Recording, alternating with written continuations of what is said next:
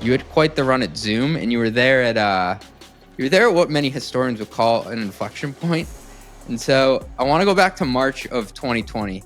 What was the atmosphere like? That was definitely the most interesting and intense period in my career.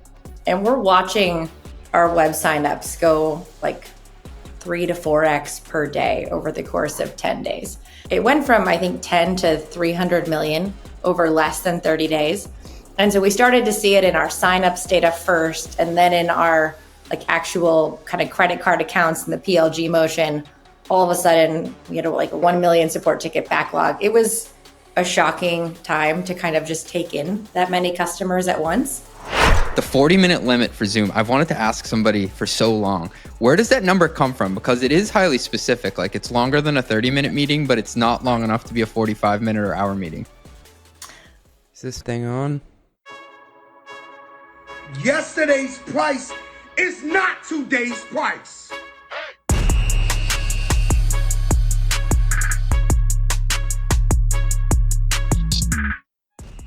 Welcome back to the Run the Numbers podcast. Today's guest is Sarah Riley, CFO of DBT Labs. And before that, one of the finance leaders at Zoom during that March 2020 event. We'll start there. What it's like to go from steady growth to hyperscale, more than hyperscale, I don't even know what you would call it, almost overnight, and how it changes the way you lead forever. What breaks first? Spoiler, it might be that AWS bill. And what lessons do you carry into your next act? At DBT Labs, Sarah is now leading in a completely different but equally dynamic environment. We'll dive into how she's evolved pricing models, balanced free plans with financial discipline, and helped bring product-led and sales-led growth together into a single go-to-market strategy.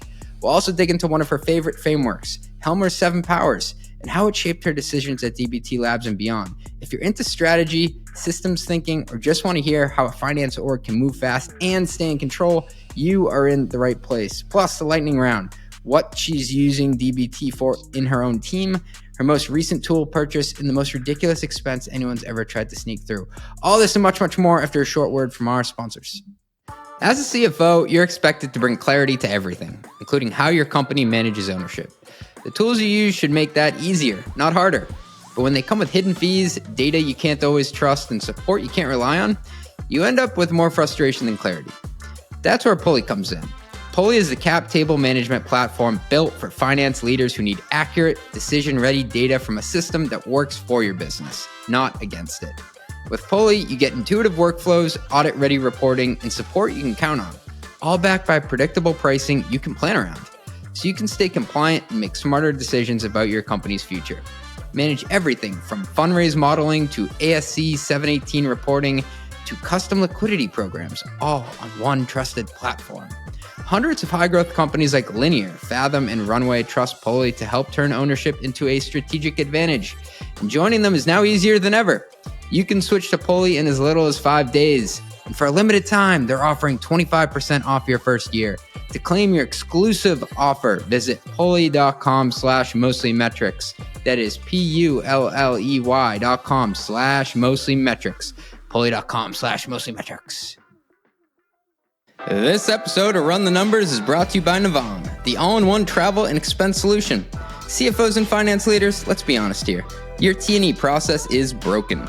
Manual reconciliations waste valuable time, policy violations drain money, and limited visibility creates unnecessary risk. Nobody likes that.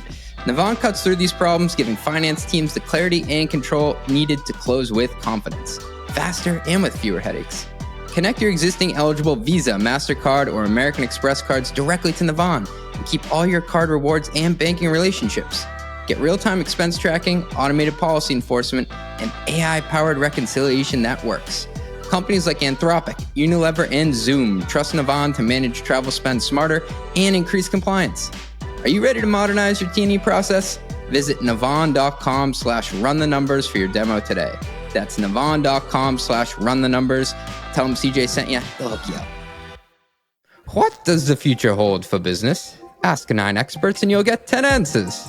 Bull market, bear market. Rates will rise, rates will fall. Can someone please just invent a crystal ball already? Until then, over 40,000 businesses have future-proofed their companies with NetSuite by Oracle, the #1 cloud ERP, bringing accounting, financial management, inventory, HR into one fluid platform. With one unified business management suite, there's one source of truth, giving you the visibility and control you need to make quick decisions. With real-time insights and forecasting, you're peering into the future with actionable data. Whether you're closing the books in days, not weeks, you're spending less time looking backwards and more time on what's next. If you listen to this podcast, you'll know I ask CFOs all the time to rep their tech stacks, and I would say almost every one of them use NetSuite. And that's what I would use too. Whether you're a company earning millions or even hundreds of millions, NetSuite helps you respond to immediate challenges and seize your biggest opportunities. Speaking of opportunity, download the CFO's Guide to AI and Machine Learning at netsuite.com/metrics. The guide is free to you. That is netsuite.com/metrics. Ooh, yeah, it's netsuite.com/metrics. Please, guys, I really need this. Sarah, welcome to the Run the Numbers podcast.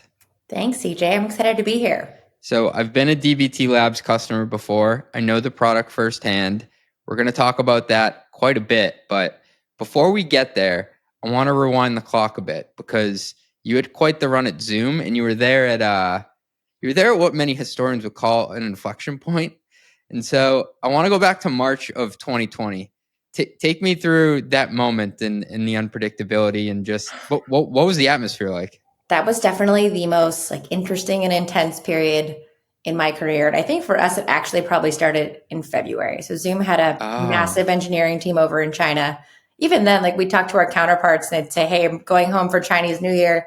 Have you heard about the lung disease over here that everyone's getting? And I was like, no, hadn't heard about it yet. But then all of a sudden it starts to creep into the news cycle and we're watching our web signups go 3 to 4x per day over the course of 10 days. And at the time, I think we were really excited. We had 10 million daily active users on the platform. We had a few hundred million in revenue. We were stoked about that as a young, growing company. And then all of a sudden, the numbers getting up into 100 million. It went from, I think, 10 to 300 million over less than 30 days. And so we started to see it in our signups data first, and then in our actual kind of credit card accounts and the PLG motion.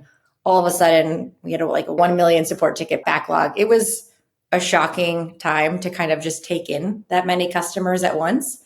But it felt we were really motivated by the feeling of just we felt like we were keeping kids in school and the world running in a time when everyone was really scared. And so it was definitely a lot of 20-hour days, but it was a fun time to be all hands on deck. Now, did you know in the moment that this wasn't just a temporary spike? This was now going to be a fundamentally different business? No, I think that was the hardest part of it, right? You all of a sudden, you go from a few hundred million in revenue to a few billion revenue run rate over the course of less than a quarter, right? Wow. And there's few enterprise software businesses that can scale like that, but we had a big product-led growth motion and our sales productivity 5x. And I think it stayed at 2 to 3x for multiple quarters. There were just so many inbound orders coming in, which is always my great ammo in the debate between CROs and CFOs. What's the constraint? Is it sales capacity or demand? I know a few reps can do a lot when you've got that kind of inbound, but we didn't know if it was going to last forever or not. And we very much considered ourselves an enterprise software company. And we all of a sudden had a 1 billion plus credit card business that we weren't sure if we could plan around that cash continuing to be there, or if we needed to expect it to evaporate pretty quickly if, the pandemic only lasted for 2 weeks, if that's what it took to kind of calm down the spread. And so that was definitely the most challenging time in scenario planning I can remember. Sales capacity planning in that environment just completely bends my brain to think about. And I was listening to this story about the CRO at Wiz, and it was the year I think they went from 100 to 300 million. And by the way, that what Zoom was doing, it's incredible. It's a multiple of that growth. But they were saying, how did you even plan how many sales reps to bring aboard? And he's like, we had no metrics for it at the time because there weren't many companies ever to grow at this pace. I was literally just looking at sales rep calendars and being like, are they at a capacity yet? Who has time for meetings and who doesn't? So it's the heuristics go out the window to a certain extent. To some extent, I mean, we knew that it was a no regrets move to add humans as fast as we could in those areas of our business, right? Let's say as fast as you can hire might be something like 60, 70% headcount growth, even if you start adding in new recruiters, right? And so it just, as fast as we could go, wasn't as fast as the market demand. And we were really lucky to have a PLG model that we could lean back on, because what we couldn't capture, people could do through credit cards, and we could figure out kind of a more streamlined farm motion from there. What a saving grace that people can actually put down a credit card and still buy. Yeah. Yeah, it was definitely, we had more enterprise customers going on credit cards than we thought at the time, because I think there was a lot of just desperation to get something up to keep the businesses moving, but it was really interesting. Yeah, it's a good problem to have. Okay, so you're scaling like crazy. In the position you're in, what breaks first? The position for everyone, the thing that broke for everyone first was our support volume. There was a point where we had a 1 million ticket backlog. And I think our CEO and CFO sent a note out and said, we need a few volunteers from every team. A few. Go batch tickets. Because, and so I volunteered from the finance team. I was like, sure, I'll go batch tickets for the support team, because we knew that everyone just needed help. So you were helping wherever you could. So that was the first one. The second one was, we were not even thinking about our AWS bills. We had like a very efficient DevOps team. They always hit their budget. It was just a very streamlined. It's one of the strengths of Zoom, honestly, is like their architectural components there. So we didn't spend a lot of time with the DevOps team forecasting our COGS. And then all of a sudden, I think there's a limit to even AWS auto scaling, and like we hit it, right? All of a sudden we were spending a near like $500 million on AWS. It was all on demand pricing. So figuring out how to get a handle on that. And especially like, how do you structure a multi-year commit to get back on a discount plan when you don't know if all those customers are going to evaporate? So that was definitely the first thing on our side. We were spending all of our time thinking about hosting costs in a way that was totally new for the finance team. AWS calls you up like, hey, you have a credit card link to this account. Can you update the billing details? I'm sure it wasn't actually that, but you become like an expert in cloud computing costs overnight. No, we actually hired someone from the AWS team, and they said, yeah, during those 2 quarters, we had a forecast for like actual AWS revenue with and without Zoom. Never in our mind did we imagine that we might be at kind of the top of that, because they also saw us as a huge revenue risk. So like, we have no idea if these people are going to need this a quarter from now, but it's a big part of our revenue now. That's crazy. People forget that some of those costs don't exactly scale linearly. And cloud computing in general, just being at a business before where a lot of our customers were free and then they would upgrade to the paid version. It's like, you can't just take a revenue number and be like, well, that percentage growth in revenue equals this percentage in cloud costs. Like, it's a multivariable problem that's difficult to understand. Especially when you've got a big freemium model. Like, we had a lot of principles around Zoom was always free for anyone in education. That all of a sudden became a huge proportion of our business that we were providing for free, because the kids who were in there learning in it 8 hours a day was all of a sudden a massive proportion of our hosting costs. Yeah. And then we had a free plan. You can do a lot in less than 40 minutes. And so a lot of people just stayed there. So there definitely was some margin compression, but the business became so profitable so quickly because product-led growth motions can scale like that, right? So quickly with really no other costs other than hosting and payment processing. We didn't really even know what to do with all the cash and whether or not it was prudent to go make long-term investments with it. So it was a very interesting time.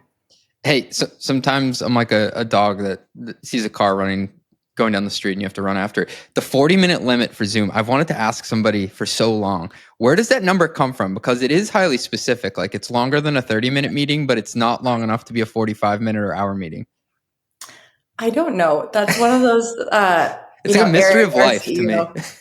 I think Eric has so much expertise in this particular category. He's got a lot of instincts. I think he's like, 30 is too short, 40 is just enough that you're hooked. And if you're using it in a business context, you'll find it annoying enough. You can't get to an hour that you'll pay the $15 on a credit card to keep going. It works, but I've always wondered that. All right, thanks. All right, back to our regular scheduled program. From that time at Zoom, is there something that still influences how you lead today?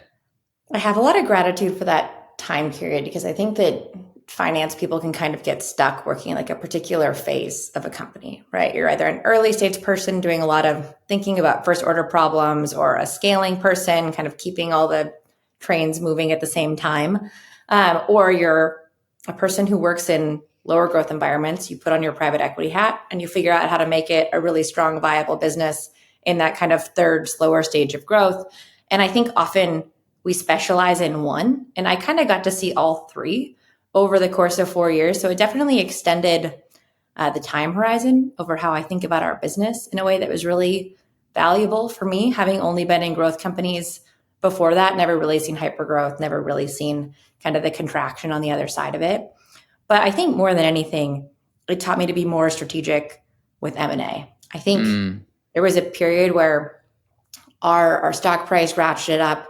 We as a business were doing everything we could just to serve the demand we had in our existing category.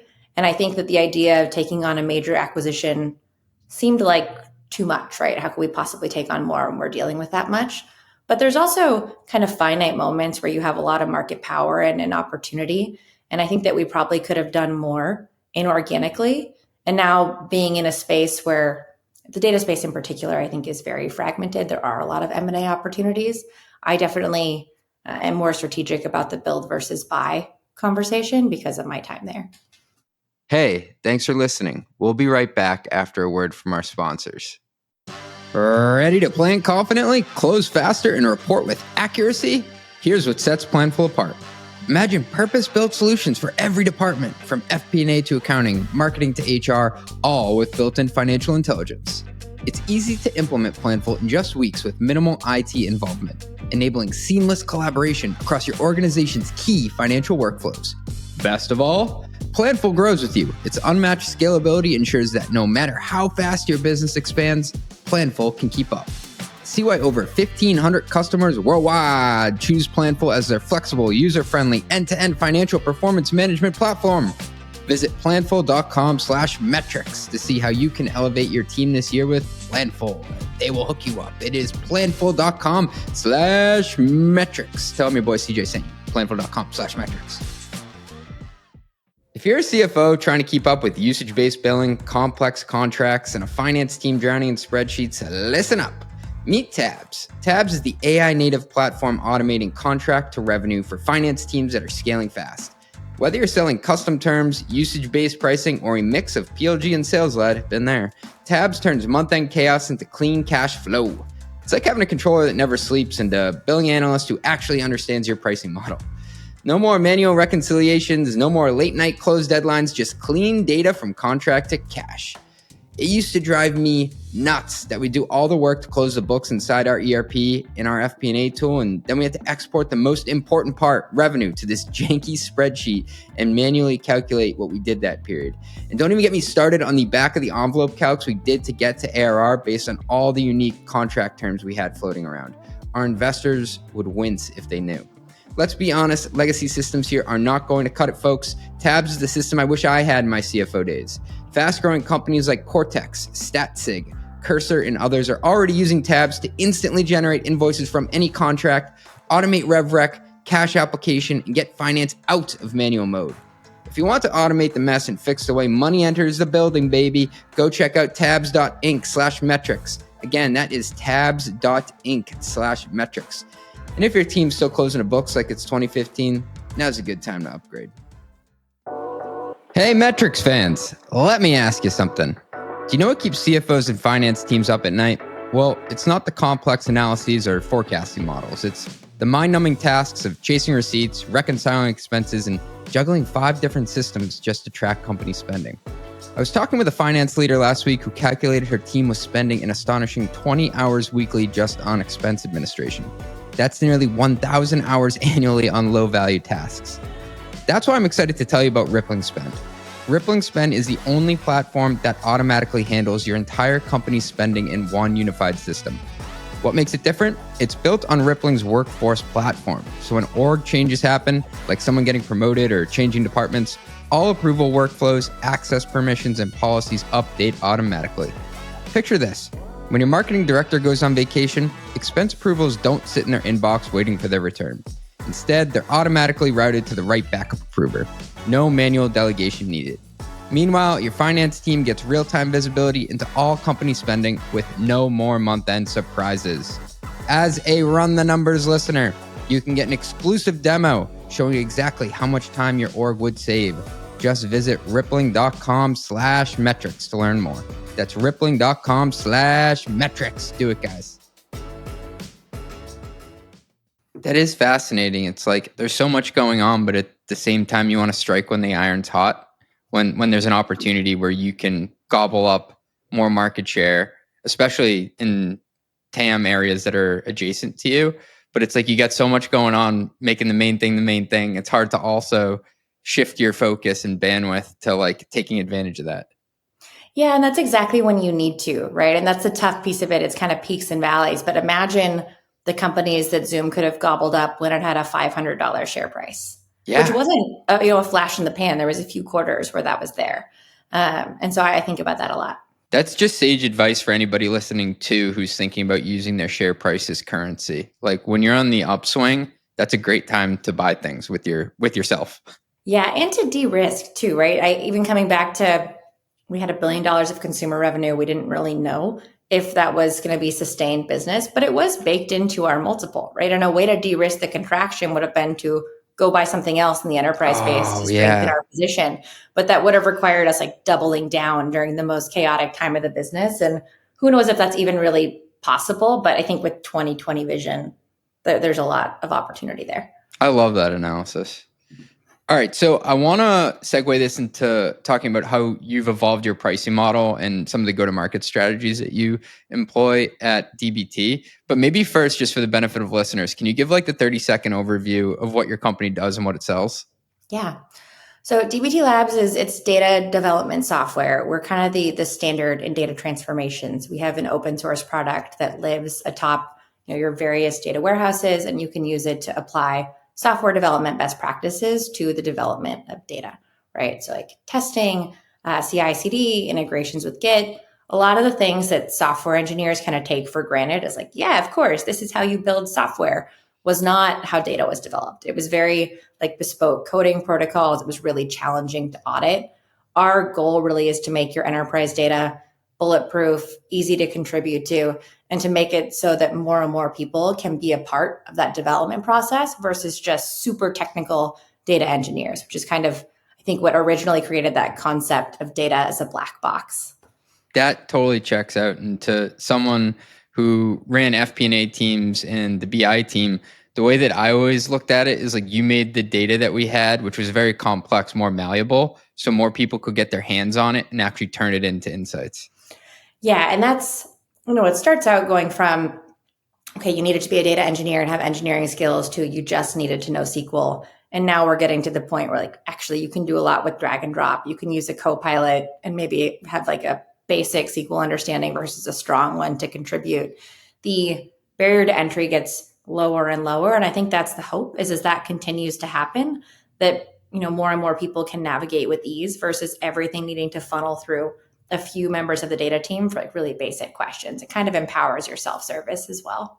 Yeah. And if people think about their financial data, their sales data, and their production data, like they're all in different places. It's how do you stitch them all together in a way where you can get it to one place and then be able to shape it? And I know that's like layman's terms, but like it's a real problem to a lot of organizations when the data is all over the place and it's hard to even like have enough people who can work on it to make it intelligible.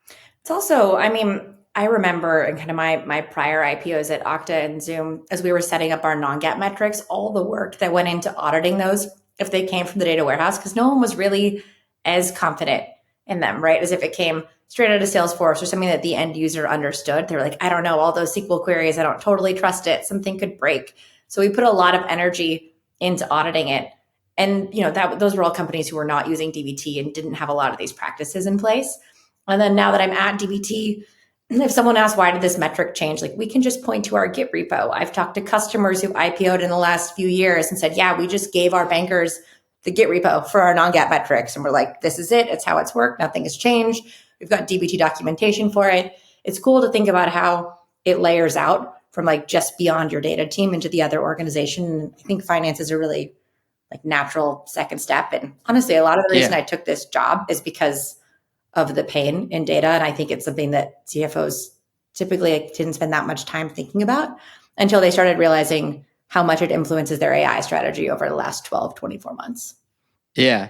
And so you've been there for a couple cups of coffee now. One of the reasons why I was so excited to talk to you is because you've had this awesome come up where I think you joined as like a senior director, then you went to VP, and then you became CFO internally, which I love to hear those stories. Like they didn't just bring somebody from the outside, but being there for that time period, you've probably seen a couple of pricing evolutions. Yeah, we've definitely evolved our pricing model over time because you keep adding things to the platform as well, right? And so it's something that I think are still evolving as we add more products. There's some pieces that are subscription, some that are usage, and you're constantly thinking about like what's the best way to align price to value for the customer, but also how do you keep this fairly simple so that it's easy for a rep to go out and sell? And that's a tall order. The simplicity piece can get lost real quick when you're trying to get the most out of monetization, and companies can talk themselves into this like black box where it makes sense to them because they live it every day. Yeah. But it like, think about this meeting the reality of like a customer and them having to be like, I have to explain this to somebody to get budget for it. And then I have to pay it and then forecast it on an ongoing basis. Yeah, it's really challenging. And I think that the simplicity piece is, DBT started out as like a cloud data transformations tool. It's expanded to like, different development experiences. We've got some kind of turnkey catalog features. There's orchestration. There's a lot of components of it that you could choose to monetize. And I think balancing aligning price to value with simplicity that's kind of the core of the problem. And I think we're still evolving it too. And you have a freemium plan, right? We have a freemium plan. So we've got kind of two forms of a freemium plan, right? We've got the open source product, which is heavily utilized. There's 50 to 60,000 companies using our product across the paid and the open source community every single week. And then we've got our freemium product, which is a single developer on there, like coming in and using the DBT cloud, our commercial solution for one person and basically running a lot of their orchestration through there. But a lot of the power in DBT is in its like collaborative network effects. And so once you add that second person, that's what puts you onto the paid plans. All right. Stupid question time from me. I understand the freemium one. Okay. Open source. So open source code is used like by everybody, right? Like you don't want to recreate the wheel when you're trying to code something. How do you play into the open source area? Are companies using your code? Yeah, I mean, there certainly are. There's a lot of companies who have built like runners or wrappers around DBT, right? You've got data engineering teams everywhere, kind of building a lot of their own practices and protocol on top of DBT core. And so, yes, there's a multitude of ways that it can be deployed. And I think how we think about using that to our advantage is really, it's a distribution advantage at the end of the day, right? You've got a lot of people who know DBT, and often there are scaling limits that you hit. And we find that customers are a lot more open and willing to take our call. They might say, like, hey, team is using it, loves it. We've got 3 teams using it. They're all on different things. And we can say, great, like, why don't we talk to you about how to bring that all together in a commercial solution? And so I think it gets your foot in the door in a lot of ways that are really powerful. And there's also a lot that we can build atop of that over time too, that I think will be really powerful in our kind of second and third product iterations. Got it. And so we've seen the pendulum swing a number of different directions, from seat-based to usage-based to hybrid to someday it sounds like we're going to have a lot of outcome-based pricing. Where are you on that spectrum today? Today, we're in a hybrid posture. So we're still mostly seat-based. And so you could think of it as very similar to the pricing like a GitLab or a GitHub, where you've got the price per developer for the people who are on the platform. A certain amount of usage comes kind of like inherent with the package. And then as you scale up over time, you'll start using more, and that kind of metered products component of your contract gets larger and larger. Okay, I love that. And so you being a CFO, like for other CFOs and listeners out there, what are the merits of that type of plan? I assume you like it. I like it. I think that there's a lot of merits in the current environment too. And a lot of people are maybe like the most generous word you could say is speculative about seat-based pricing and how that scales for the future, right? I think in a lot of ways, it may actually sell our product short today, because sometimes you've got companies with 10 users who are just developing an absolute metric ton of data, feeding into a bunch of different sources, and we're not capitalizing on all of that. But it's sort of okay for where we are today. But I think as it scales, we'll move more towards usage. And I think the industry is moving more towards usage, which is actually aligned with kind of customer value creation. But seats it comes back to that simplicity piece, right? If you're coming, it's a really easy way to land in an account, and how you evolve from there is, I think, the tough question. I was talking to an AI founder the other day, and he's like, I am diametrically opposed to seat-based pricing. And then he started to explain his usage-based model to me. I'm like, I get it. You don't like it, but it may be kind of like democracy. It's the least worst form of government, at least for you to start off here, just if you want to get some customers in the door. Yeah, it's really enterprise customers in particular, right? It's really scary to buy something that you just don't know what your usage will look like. And I think that that's where enterprise companies have gotten pretty creative on how you think about your land deal and allowing customers to like use a certain amount so you can actually come up with a good estimate. Estimating usage by customer is challenging too.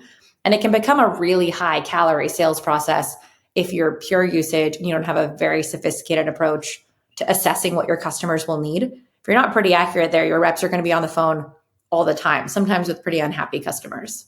It's so well said. You don't want to set up your reps for a no-win situation, especially if your business model and pricing model is predicated on expansion. Yeah, that's right. So as the CFO of a company that does have a free component, how does that work? Because I imagine there are some parts of it that you look at and you're like, well, we're technically paying for people who aren't paying us, but then it's also, like you said, a form of distribution. So there are probably pros and cons to it. I love a freemium model. So some of that's from my time at Zoom, but I also just really, it depends on kind of where your customers are, right? If you are only selling through the CIO, there's no kind of grassroots movement around your product, then maybe it's not a useful thing to invest in, right? But I think for a company like DBT, where we really serve a pretty vast cross section of like the highest level enterprise customers to folks with just 2 or 3 members on the data team. And I think especially if you've got a community and people who want to come and try the product, for them to have to start paying immediately to do like a proof of concept of the value, I think is just not a good experience. And I also think you need to consider how fast do people experience the full value of the product, right?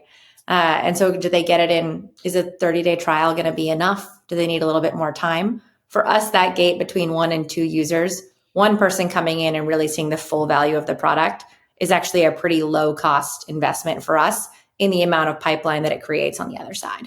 Yeah, it's like, how do you create an on-ramp for good things to happen? Yeah. I like that a lot. I worked at a company that did security from the developer perspective. And so we had a huge free community where they were using it to scan their repos, find vulnerabilities. And it teed us up for a lot of big deals because it was like, now we had an inroad with somebody from like this massive financial institution because they were monkeying around with our product. But like if we made it paid from the outset, that would have been some tough sledding. Mm-hmm. Sarah, as your go-to-market strategy has evolved, how has that influenced how finance teams up with sales? Yeah, I mean, I think like financial models have 2 purposes, right? They need to be accurate and they need to be actionable. And I think that the sense of like what is actionable has changed a lot over the last few years. When I got here, we were very much like all inbound leads, just kind of picking those up, handing them to our enterprise sales team. And we were really focused on that motion. That works well for like more SMB mid-market software, in my opinion. And I think that as the product has graduated to being enterprise grade and we spent more time developing our outbound motion so we can actually sell like 2 chief data officers versus just grassroots to like 1 or 2 small teams at a time, we had to shift both the time horizon on how we planned with our sales leadership. If it takes someone 6 to 9 months to ramp, you need to think probably at least 2 years out to make sure that you're making good choices. And you're also going to look at a different set of action items as the baseline for your model versus just like inbounds and leads. Wow, that's brilliant. I like how you bring the time horizon aspect to it, because if you want someone to be selling 6-figure deals, you can't expect them to join the company and then ramp overnight. There has to be a realistic expectation set by both sides. Yeah, I mean, I think some of for timing to align is so hard. Probably the most present example is an M&A, right? Like, is it the right time for someone to sell, the right time for you to buy? It's why the at-bat rate on those going through is like 5 to 10%, if that. And I think that there's to some element that's true with really big enterprise sales too, right? You have to have the relationship, they have to know and want the product, and it has to be aligned with their renewal when they've got 2 to 3 year deals. So that process of like both ramping a person and finding the right timing with the customer means that you've got people working a book for a pretty long period of time. And when you start to expand who your ICP is, I love how you called out we were working with small teams of developers, and now we're working with chief data officers. And I'd imagine someday, and probably now, you're also working with CFOs. Yeah, I mean, it changes the conversation quite a bit, right? Depending on who you're talking to. And I think we often find some customers are buying DBT Greenfield because they're moving on to cloud data warehouses and need a transformation provider and have just like heard about us from the community. But a lot of them, we've got two teams on open source, maybe like one's using Databricks, one's using Snowflake, and then another one is, over here using BigQuery as an example. And so to have an awareness of all those different teams and bring them together into a much broader purchase, it's a much bigger conversation, right? About like, how much are you spending maintaining the scaffolding today? How much might you spend in the future on migrations if you don't have something that can like limit your switching costs? And how can we support you with that? I love that. That's a really thoughtful answer. Thank you. I hear that you're a big frameworks person. And one that you dropped is one that I went down a Wikipedia rabbit hole last night on this one. It's the Helmer 7 powers. But like, I need you to help me out here because it sounds like it's your strategic spirit animal. And I'm not going to ask you to name like all 7 on the spot or anything like that. But what is this framework? Because I've heard it tossed around a bunch of times. So I first started engaging with it because I'm a longtime Acquired podcast listener. Yeah. And at the end, right, of every section they go into, like, what are the 7 powers? And so I bought the book and did the reading and just kind of thought through it more of like, what are our powers at DBT and how do you think about it relative to some of your partners and competitors in the market? Kind of co-opetition being, I think, the standard as you reach a certain scale. And so the things that maybe my favorite ones in there's some of the obvious ones like scale economies, network economies. Scale economies you only really have if you've already won and created power in a whole bunch of other different categories. The ones that I think about a lot are counter positioning and switching costs. Counter positioning kind of being, I think, a lot of actually where DBT has a lot of power. You could argue some network as well from our sort of the breadth of our open source community. But I think that the counter positioning one is really interesting because what we do is like allow you to operate across multiple data warehouses and BI tools, kind of bring your logic into a central layer. And that means that the value that we offer is different because we could help you spend less on BI or your warehouses or migrations. And so we're kind of on a different value driver of a lot of our partners, which makes it so that you're not going head to head with them a lot, right? You actually do offer kind of a novel business proposition, particularly to people with more complex data stacks. And I think that works very well for us as we continue to scale. And even as some of those players have developed like homegrown solutions of transformations, people still kind of say, hey, you want to use this as an abstraction layer to operate across. So I think about counter positioning a lot. And I think about switching costs. The sector that we're in has been ruled by the switching costs and lock-in of data storage. And I think that's pretty actively disaggregating with everything that's happening with iceberg table formats, depending on how much time you spend in our space. But there's a lot happening on the storage front right now. And so switching costs is one of those power components of a lot of the incumbents that I think is disaggregating and creates interesting opportunities around the market. The counter positioning one is really cool. It brings me back to something that Mike Maples from Floodgate said, and it's forcing customers to like basically pick a side or to like, I think he says force a choice rather than a comparison. And so to that point, it's like, it's hard for them to compete head on if you're like, no, we're kind of like this other thing over here with this other angle. You're definitely right. It is forcing a choice, right? Like, where do you want the stickiest piece of your stack to be? It's kind of a function of like customer trust, right? Like if this is my stickiest point, what does that mean for everything surrounding it? And it is actually, sometimes customers get to make that choice if there's someone who can give them interoperability. And sometimes it just is a default of sort of the tools that are available that one is stickier than another. Yeah. Do you think that there's one power that beats all the others here? This is kind of like the old superhero adage. Would you rather like fly or be able to breathe underwater? Yeah. I think scale economies is really hard to beat. Yeah. Yeah. I love network effects too, if you can get them humming at the right velocity. What I noticed is some of like the top valued companies in the world actually aren't SaaS companies. They're marketplaces, but they're just really hard to get up and running. So I've always tried to lean into network effects. And I imagine actually DBT has a lot of that with the various personas on the platform. Yeah, I think that's right. The more becoming a standard in your space is really hard, especially when there are incumbents who already do have scale economies, right? And I think that is why it's hard to do it without some version of in enterprise software. It's probably an open source product, and in consumer, it's, the social products, right, that have like actual human network effects in them, that can really make you a standard and give you a lot of power there.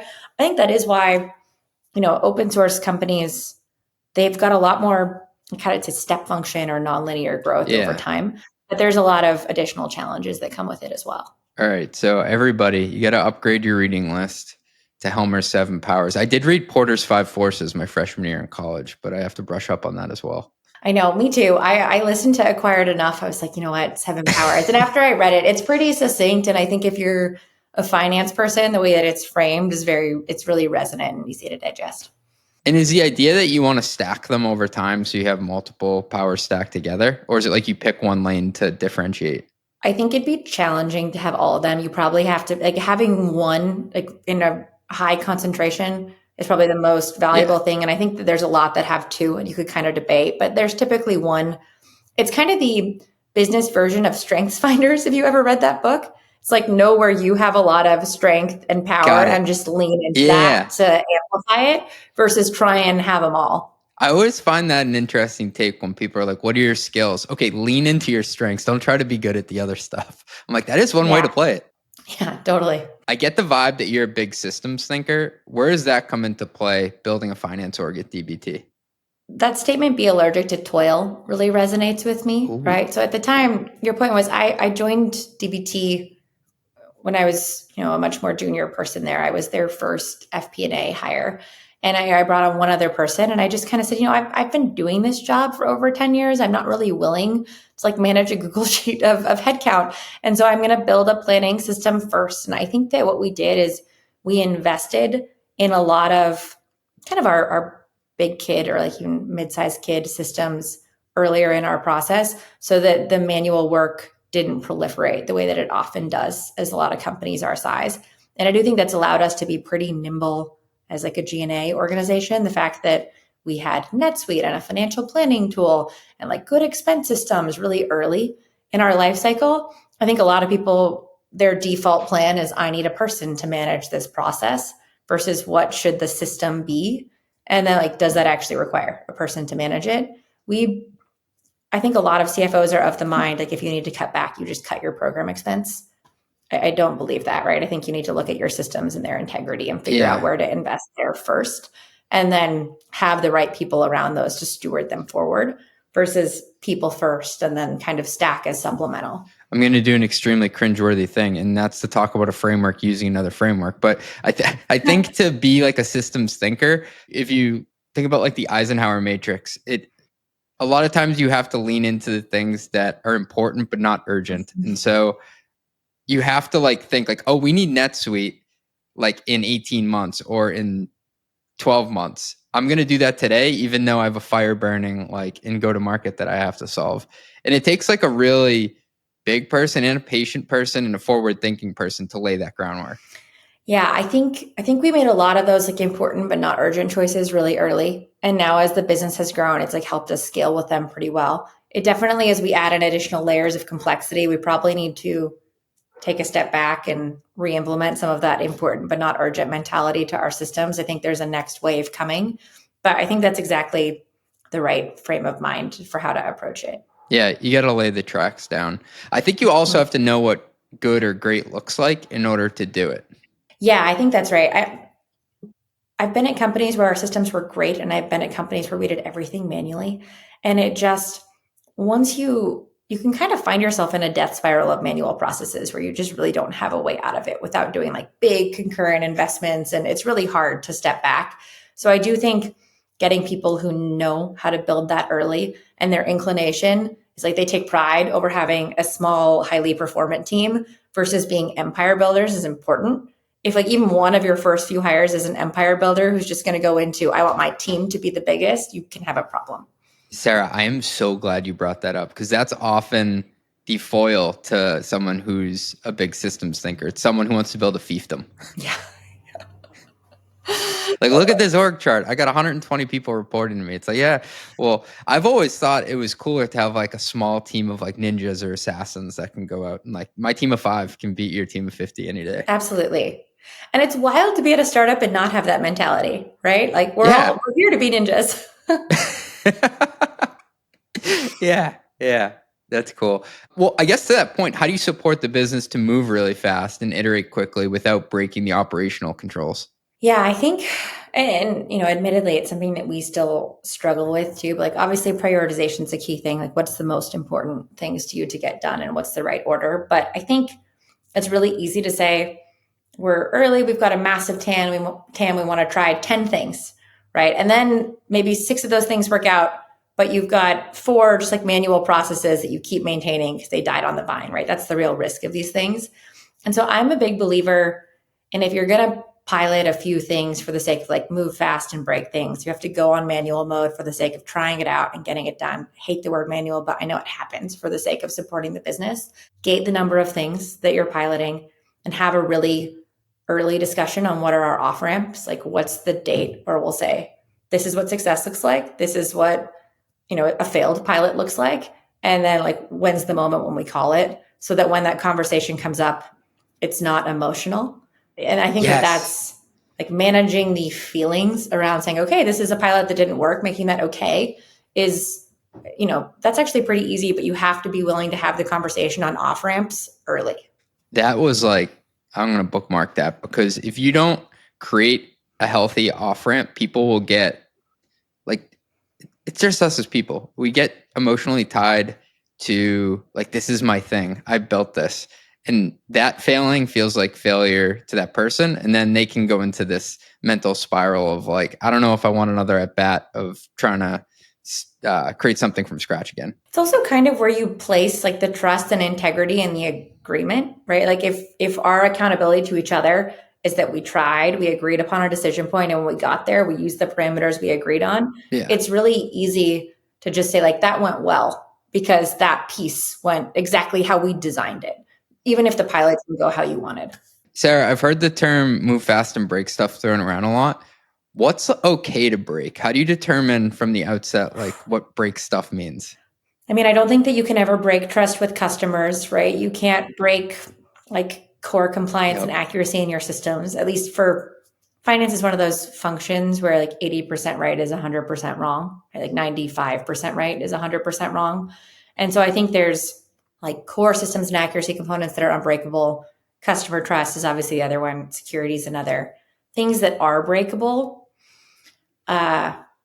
process, right? And actually processing time a little bit. Sometimes you might take on a new process knowing that it's going to slow you down a little bit and slow down and speed up. I think that has to be okay.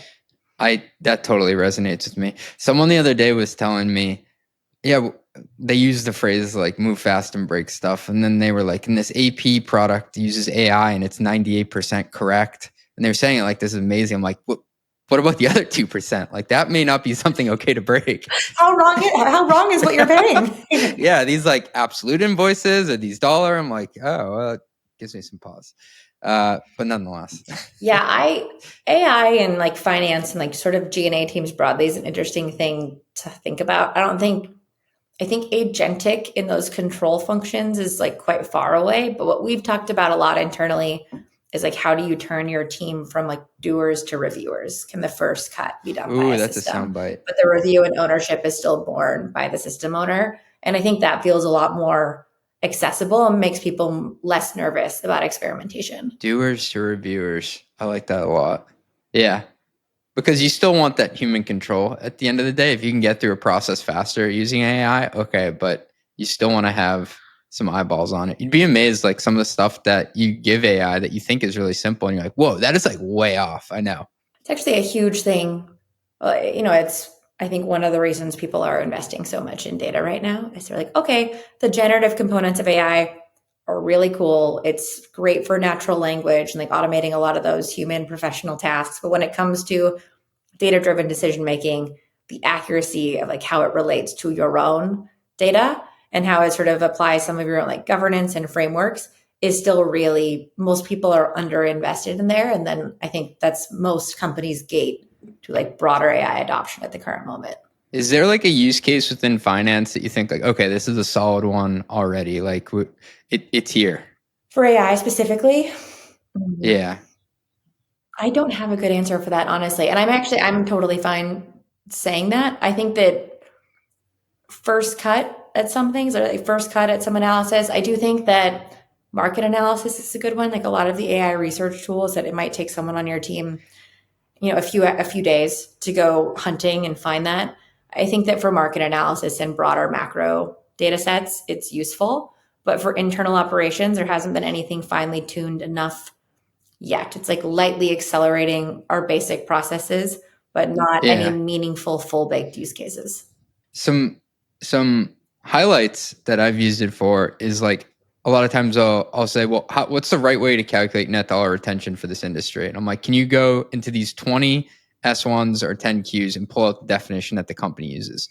But the downside is I've also given it data to calculate net dollar retention and it spits it back and it's wrong.